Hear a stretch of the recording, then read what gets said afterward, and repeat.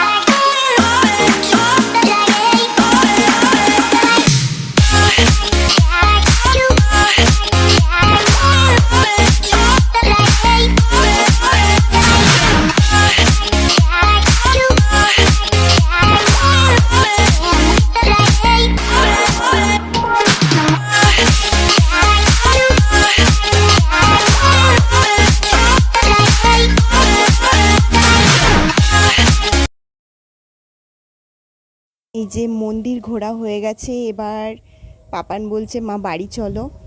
তো রোদও উঠে গেছে, তো অনেক সকালে এসেছি, এখানে অনেকটাই টাইম কাটালাম।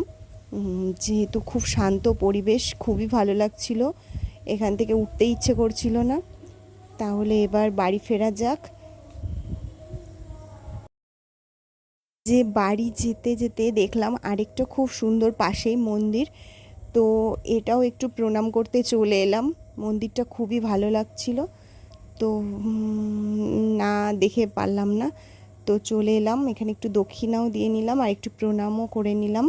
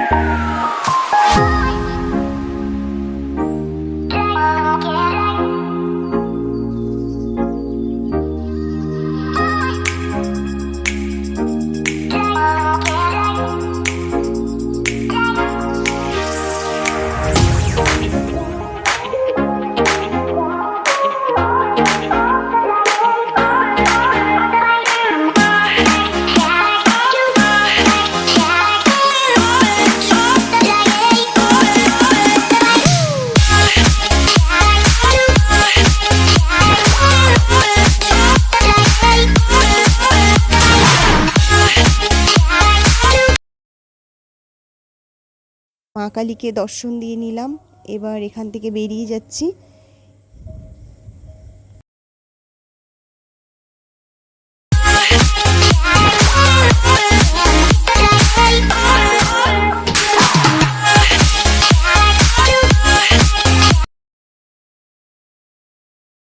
বেলায় বেরিয়েছি আর পুজো দিতে এসেছি, তো কিছু খাইনি।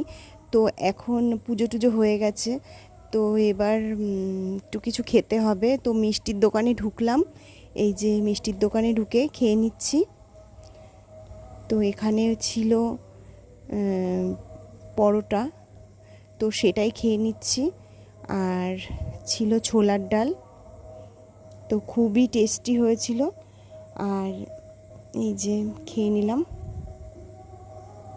আর নিয়ে নিয়েছি দই, টক দই নিয়ে নিয়েছি। তো এই গরমে তো টক দই খেতেই হবে আমার, না হলে খুব একটা অস্বস্তি লাগে। তো টক দই খেয়ে নিলাম। আর এই যে বন্ধুরা, এই যে প্লেটটা দেখিয়ে দিচ্ছি, এই যে এখানে রয়েছে পরোটা আর এটা ছোলার ডাল রয়েছে। তো টেস্টি ছিল এটা খেতে, ভালো লাগলো, তো খেয়ে নিলাম। আজকের আসা ব্লগটা যদি তোমাদের ভালো লাগে, please like, share and subscribe করতে ভুলো না। আবার আসবো নতুন কোনো ব্লগ নিয়ে, ততক্ষণ পর্যন্ত ভালো থেকো, সুস্থ থেকো, বাই বাই।